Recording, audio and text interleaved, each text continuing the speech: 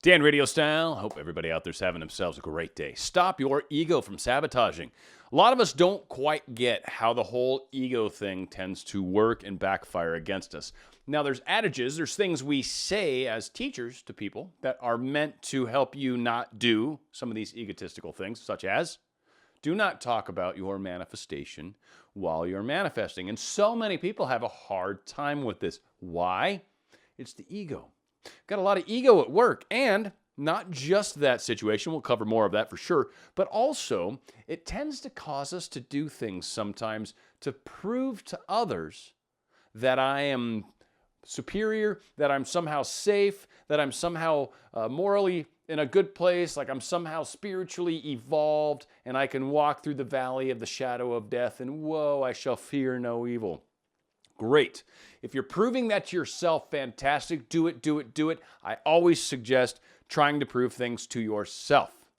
If you're trying to prove it to others, bad ego. Hello, strike two. You're going to have a hard time with it. Now, proving stuff to ourselves, just one caveat. One of the things that happens frequently is we'll do the same thing over and over. We'll keep trying to prove something over and over. Show me a sign that this is happening. Show me a sign that this is happening. At a certain point, universe, self, source, God, I don't know who the heck decides, seems to, our higher selves probably, say, no more. I've already given you 50 signs to prove it. You keep asking, hello, either do you get it or you don't. Again, that's ego. Ego wants this like pat on the back, this, hey, ow, it hurts my, hang on, I do a good job, ow, it hurts, Dan. I'm really good, That's what our ego's doing to us. There are places where ego probably comes in play. I don't know, after doing a lot of research on it and woefully, like, I'm so glad I'm not a psychology major, first off. One of the people that really stood out to me in my olden days that really simplified crazy psychology to a way that made sense to me anyway and kind of works. And for all you psych majors, just relax, give me a little leniency, please. I'm not a psychology. I'm not trying to say, like, this is how it is. Like, I read into the conscious, superconscious, or preconscious and subconscious. I read into the id, the ego, and the superego. Like, but I don't want to confuse this issue. It gets very weird. Simply put, basically we've got, like, I see it as three parts to ourselves. There's essentially the subconscious, which is likened to a robot. It just does what it's told. It's non-personality. There's no sort of, like, do you want another game? Right? Like, it's boring. It doesn't care. All right, I will do this. It's the crew of your ship that I've been frequently talking about. Doesn't give a crud what's going on. Just a robot, does what it's told. End of story. Now, you could tell it things that you necessarily, I was joking. The robot's like, I do not have sense of humor, right? Like, and you're, crap, you're right. You don't. You never do. You always do what I tell you. That really sucks. I was joking. You didn't get the joke. That's that part of ourselves. Very important that we understand that, because as the talky part, the ego part of ourselves, the part that's conscious, whatever, however you want to call it, as that part of us exists and throughout the day has little discussions and conversations, the computer is listening to every word you say. And whatever you say, it does. So one thing to keep in mind. You got your conscious self, which I kind of liken to a child, or I think it was Millman, likens to a child. And it's the part of ourselves that kind of needs reassurance, kind of will go along with you, but certainly at times kind of has its own little like moment where it's like, wait, but this doesn't seem right, or how long? This is taking too long. Like, it's that part of ourselves that's the child. I frequently talk about, we're driving to Disneyland. They keep asking, how long is it going to take for my manifestation to come true? You're like, we'll get there when we get there. It'll happen and it happens. Goddard says in but a moment's time, right? But the subconscious self, it's like, but it's not here yet. There's the ego, which I think is the third part. And at least Millman kind of likens this part to that part of ourselves that's talking in our heads. That part of ourselves, it's like, hey, look at that big person. Or, hey, look at that over there. That's a weird color. Like that's that voice in our head. That's the part that's like doing the play-by-play. Right? Your conscious is like, oh, when are we going to get there? And your subconscious is like, I will make it so. And the rest of us is like, this is pretty groovy, man. I'm having a good time, rocking on, enjoying my biological body, and I'm enjoying my time. And these two other personalities are hanging out with me. I don't know who they are, but C-3PO and friggin', Luke. I don't know, whatever, right? It's going on. It's cool. Good times. We've got to realize that as the ego, we've got a lot of power to kind of control the ship. Freud kind of likens it to a horse and a rider, right? The horse is the id in his case, but I kind of see that more as the subconscious and preconscious, at least in his words, but it's more of that subconscious self. And there's a lot of power at work with the subconscious. Whatever you tell it, it does. It does. And it does it well. That's the thing that many of us don't get, right? The chatty part of ourselves says a lot of stuff, and the subconscious goes, okay. And we don't realize we just said, yeah, you suck, or yeah, I'm horrible. I bet you this happens to me. Watch, like subconscious is like, oh, okay, you want, sure. Yeah, I'll make that happen. Boom, runs off. And there you go. What you asked for just happened. The power of the subconscious is huge. It's likened to the horse. The rider is what he likens to the ego. And that's the conscious part. That's the part that's like usually in control. But again, the subconscious is a very powerful beast. And sometimes the rider's just along for the ride. Sometimes the horse is going where the horse wants to go. I don't know if you've ever rented horses. We used to go up to this place in Lake Tahoe when I was younger, right? And the horses, when we'd go out, they'd pretty much let you do whatever the hell they want, right? But the second you turned back, the horses knew they were going back to the stable. The horses knew you were getting the hell off them as soon as they got back to the stable, and the horses were looking forward to that. So guess what? Oddly, on the way back, you'd be trying to steer and speed them up, slow them down. No, they didn't want any of that. They're going where they're going. They don't give a crap what you think. They are done. So sometimes the subconscious kind of runs off and does what it wants. Now, where the big problem is with this and why I'm doing the video, so many of us, when it comes to manifesting, get ourselves in a ton of trouble because of our ego. One example, we like to talk about what it is I'm manifesting. I'm manifesting a new house, new car, new boat, new ride, new this, new that. Check out my new threads. Problem is when we talk about it, we open up a whole lot of other things on the outside. Now suddenly, things outside of ourselves, things that are outside of our control for that matter too, start having an opinion because we've invited it in the sense of talking about it. Now the reason we're talking about it is we want all these people to see how great we are.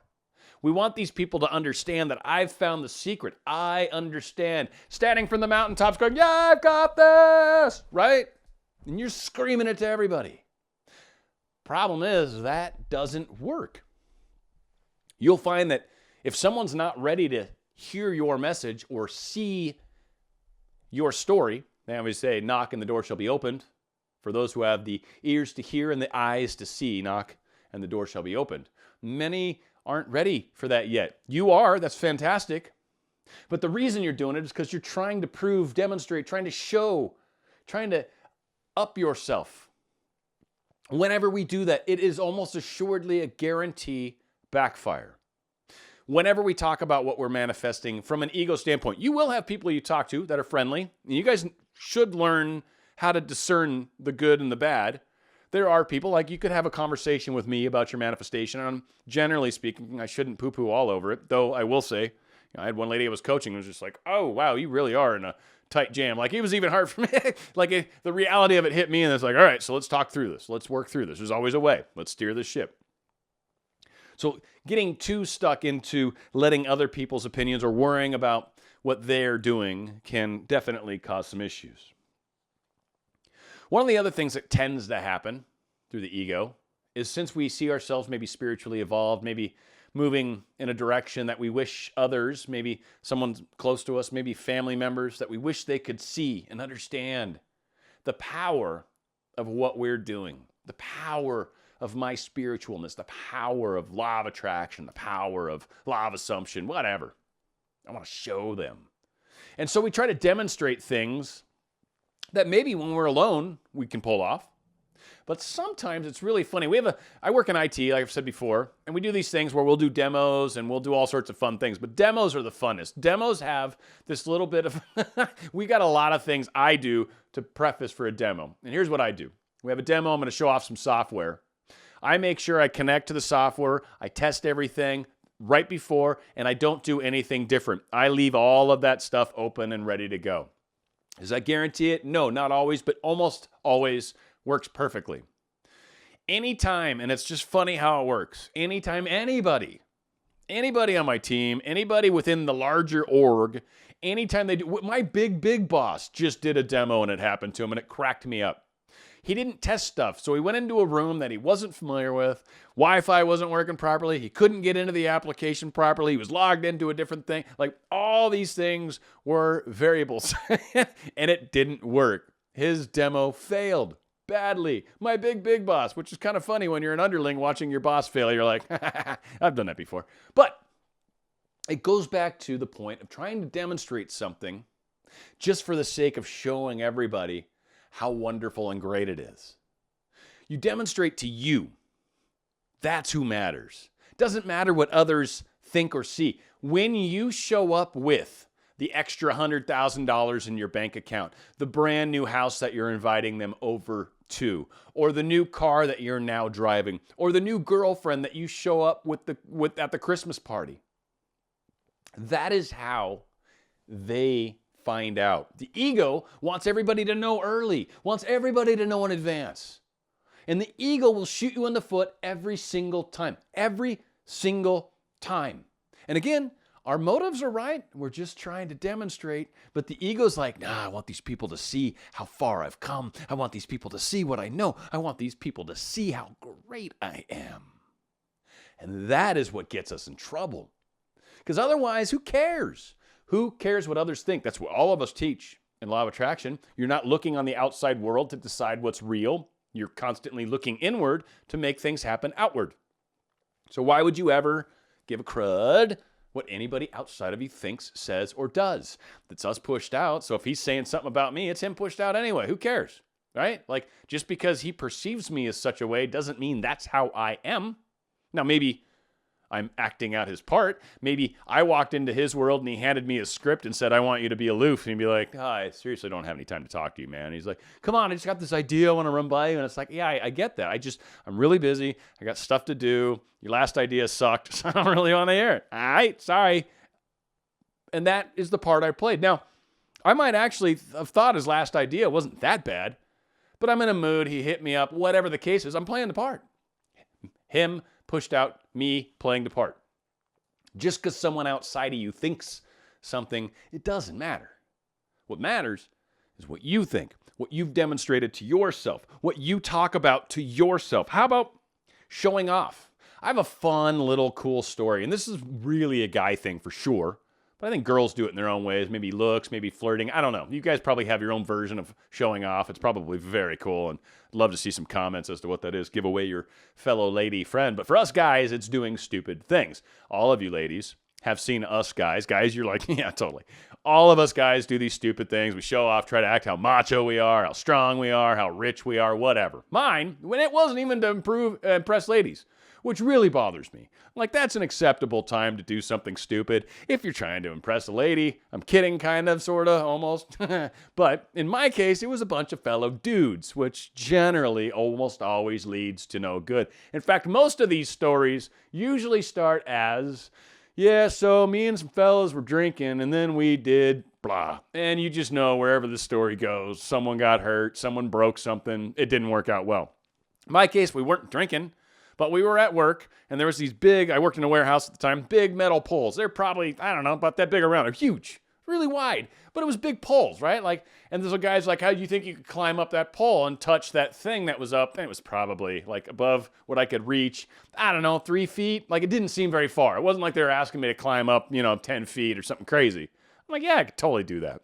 So, being a brilliant individual that's stupid, I jump up to try to first, get up a little bit, right? So by jumping up, that helped me with that first couple inches. Well, the best part about jumping up was I hit my chin on the pole on the way up. So then it kind of squished. So that was like cool. So like I jacked my chin. And then as I was trying to squeeze around the pole tight enough to hold myself, not so much with my legs, more with my arms, because I'm an idiot, I hear this in my chest. And I feel great pain immediately. And I knew exactly what it was because it happened one other time in my life. I cracked a rib. I still climbed up a little further. I got to the line, and then I scoochied down. And then I was like, oh my God, I'm in so much pain. And by the way, for anyone that's ever cracked a rib, you know what I'm talking about. One of the most painful things. It's funny. I used to laugh at when I was injured, and I just thought of it like someone could mug me so easily when I'm in this state simply by saying, Hey, give me all your money or I'll touch you. And you'd be like, oh no, here's my wallet, man. Just don't touch me. Just don't touch me. It'll hurt so bad, right? Like coughing, everything hurt. Everything hurt. Oh my Lord, good times. So showing off, bad idea. Ego, never works. And then the other thing is, like I said, and this kind of ties into trying to demonstrate, but just trying to prove stuff to other people. You're going to get yourself in trouble. The ego does generally not, I don't know the good points, like it's got a moral compass, so it's one of the things, socially acceptable behaviors. So most of the time the ego's looking out for you. But a lot of the times, socially acceptable things are like getting a lot of likes, getting a lot of thumbs up. Well, those things oftentimes come at a price. And it's really important to understand that what goes on inside of us is what really matters. You're trying to manifest something, it's your personal journey. It's to prove to you. It's your story to write. It's your story to author, your story to view firsthand, and your story to appreciate. Will others appreciate it? Some. Will as many as we want? No, not even close. No, they won't. You can manifest it. I still don't think it happens that way because ultimately it's all about us. It's us pushed out. Everything is. Now, if you need adoration, yeah, you might be able to manifest that kind of life where you're up on a stage and all the time people are like throwing their underwear at you and everywhere you go. But one of the funny things that comes with those kinds of lives is you lose the ability to go out in public. So there are trade-offs, by the way, with things we manifest. So many of us are chasing this ideal. We want everybody to know. And we haven't actually thought the ideal through very well. So it's another thing to consider sometimes, that the ego's not real fond of it. It's like, yes, I want to be up on the stage. I want everybody to be clicking their cameras at me or whatever, their phones or whatever the hell, right? And then the reality sets in, like, yeah, I've got everything I want. I can't go to the grocery store anymore. I can't go anywhere without putting on a costume because I get recognized. I'm not saying this is happening to me yet. By the way, I look forward to the day when I meet my first YouTuber that's like, you're Dan RadioStyle? Like, I can't even, that's going to be an exciting day for me. And I will tell you guys when it happens. It has not happened yet. I mean, I definitely know some of the people that know I'm on a channel, but they don't count. They're friends of mine already, and I told them about my channel different. So it is the way it plays out. Life happens perfectly. And if our motivations to do what we're doing, such as me doing these videos, are pure and of the right perspective, then ultimately it doesn't matter what happens on the outside, does it? So many of us focus too much on that outside. This is about your journey. This is about your desires. This is about you. You know, a lot of people are like, oh, it's all about me. Yes, it is. Mostly. There's parts where we play in other roles, and certainly I think we should give to another, and what you do for another, you do for me. There's adages to say, hey, don't be just selfish. Don't buy all the toilet paper at the grocery store. Save a little for others. You only need 4 rolls. Get 4 rolls. Don't get 80. But at the same time, it's about you. Everything's happening for you, to you. What you notice around you is your creation, is your part of the story, is your movie scene. What you do with it is up to you. But I will say, whenever it is about everything outside of ourselves, when it's up to them to give me the adoration or to show them how great I am or to show them how law of attraction works or to show them how YouTubing works, you get yourself in a lot of trouble because that is not the energy. That is not the motivation. That is not the reason for manifestation. Manifestation is all about us controlling our thoughts. We are in a playground. We are in a world where our thoughts become made real. And a lot of us have a hard time focusing those in a proper way.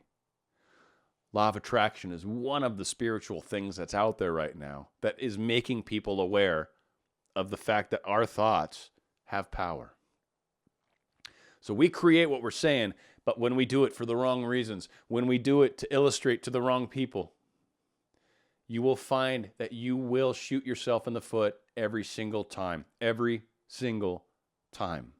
You are not here to prove to others. You are here to prove to you. And you will demonstrate to others by what you accomplish, not by what you say, not by what you're trying to do, not by what you're creating currently, by what you actually create. Let your actions speak much louder than any words you ever utter. Internally, yes, Play all three: actions, words, deeds, thoughts, whatever, all that stuff. Externally, you're just a cool person doing your thing, going about life. If someone asks you about law of attraction, feel free to talk. But you are not trying to prove anything to those around you unless you plan on failing. Dan, Radio Style.